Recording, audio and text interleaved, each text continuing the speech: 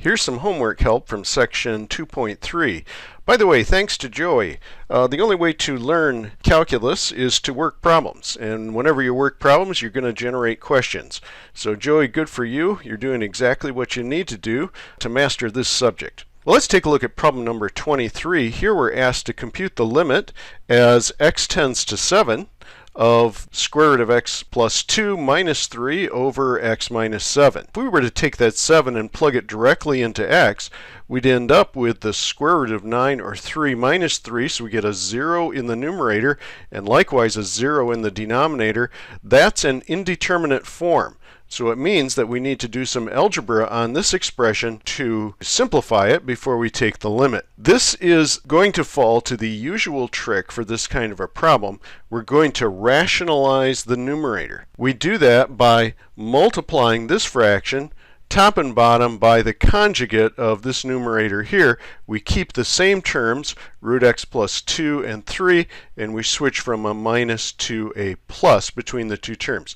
So we're going to multiply top and bottom by that. We'll end up with square root of x plus 2 times square root of x plus 2, or x plus 2 here. Minus 3 times plus 3 is 9, and of course the middle terms are going to add out. That's why we change the sign between the two terms. Down here we don't want to forget those parentheses. A fraction bar always acts like a set of parentheses. It is an inclusion symbol. Well, when we do the algebra, we find out that we end up with an x minus 7 in the numerator, and of course we started with 1 in the denominator, and now those will divide out, leaving a 1 in the numerator. In this form, we can plug the 7 directly into this form, 7 plus 2, or 9. That happens to have a nice square root, so we end up with 3 plus 3 in the denominator. The limit is 1/6. The next problem is number 46. This is typical for functions that follow different formulas as we cross some boundary on the x-axis. In this case, it's x equals 2. To the left of 2, we follow the formula 4 minus x squared, and to the right we follow x minus 1.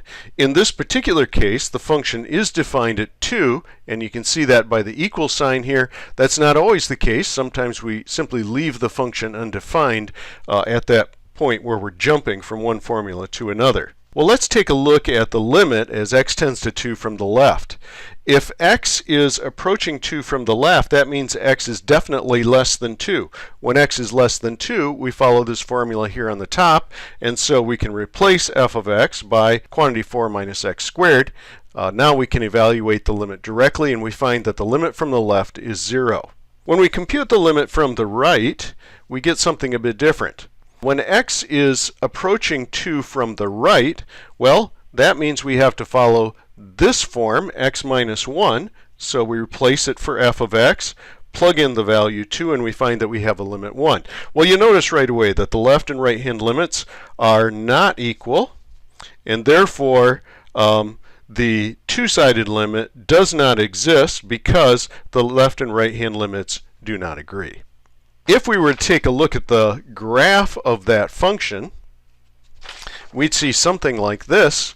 We have the equation of a parabola if we're to the left of x equals 2, and that parabola opens downward. To the right, we're following the line x equals minus 1. If we were to zoom in on this area, we'd see something like this, and you can see this is a typical example of what we've called a jump discontinuity. The limit from the left is finite, it's 0. The limit from the right exists and is finite, that's 1, but those two limits do not agree. So this is an example of a jump discontinuity. The last problem we're going to take a look at together right now is problem number 47, and here we're going to be investigating the behavior of the function f of x, which is the quantity x squared minus 1 divided by the absolute value of x minus 1.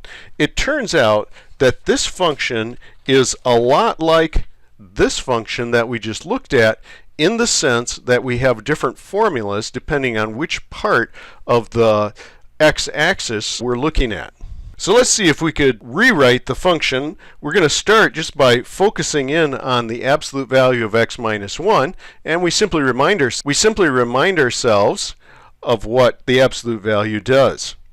If x is more than 1, then x minus 1 is positive and the absolute value doesn't do anything. We could simply remove those absolute value signs and have the same function. On the other hand, if we're considering cases where x is less than 1, then the absolute value changes the sign. That would be because x minus 1 is negative if x is less than 1, and changing the sign puts that back to a positive. You could rewrite that if you wanted to, distribute that minus 1 so you have a minus x and a plus 1. Well, using that information, we can rewrite our original function f of x. If x is less than 1, then f of x starts this way with absolute x minus 1 on the bottom, but we know that absolute value in that range is simply going to multiply this denominator by a minus 1. Well, now we have an x minus 1 that can cancel between numerator and denominator.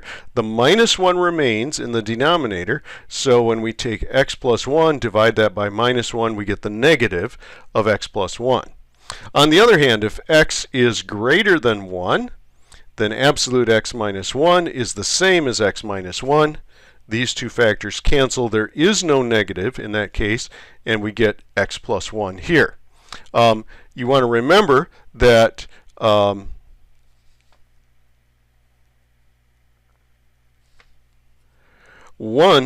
over absolute x minus 1 is undefined at x equals 1 because the denominator there is 0. Well, if we were to rewrite our whole function then and to sketch a graph of it, we'd have something like this. To the left of 1, we have the negative of x plus 1, or you could express it this way, minus x minus 1. That would be a line something like this. If x is more than 1, we get a line something like this. And right at 1, this function is undefined because we have a 0 appearing in the denominator. Well, we're ready now to talk about limits. If you took the limit as x tends to 1 from the left of f of x, we'd be applying this formula. And when x is close to 1, we have 1 plus 1 is 2. Take the negative of that to get minus 2. If x is close to 1 but positive, we are following the formula x plus 1, so we end up with a 2. The two one-sided limits don't agree, and therefore the two-sided limit, as x tends to 1 of f of x, does not exist.